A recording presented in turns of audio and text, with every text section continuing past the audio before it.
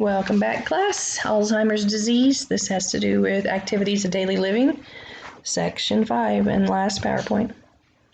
When helping somebody with Alzheimer's with bathing, you need to simplify the tasks, allow independence, respect privacy and dignity, try not to rush or force the person through any task, be flexible and creative, and keep the room warm, comfortable water temperature.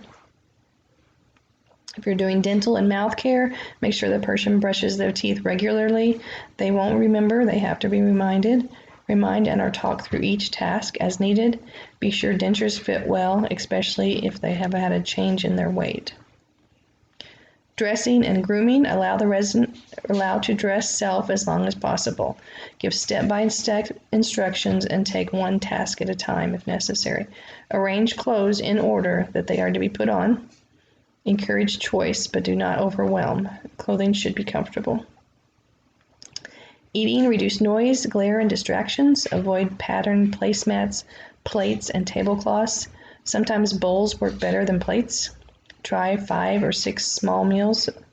Monitoring chewing and swallowing carefully. Be sure a person gets enough liquid, straws, or cups with lids. Try finger foods. Incontinence, react calmly, do not scold. Rule out a medical problem. Establish a routine. If you have to say we're going to go to the bathroom every 2 hours to keep them from being incontinent, that's a good plan to do. It's called bowel and bladder training, actually. Continue balanced nutrition and fluid intake. Keep door to the bathroom open if possible for visual cues. Watch for nonverbal cues, restlessness, pacing, or undressing. Try products designed for adult incontinence. The family. Healthcare is sought when the family cannot deal with or meet the needs of the AD patient anymore.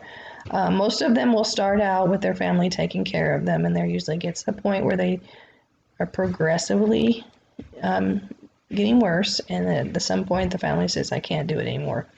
And then they will reach out to home health, adult daycares, or long-term care. Family has special needs, stress. There's physical, emotional, and social and financial stress taking care of somebody with Alzheimer's.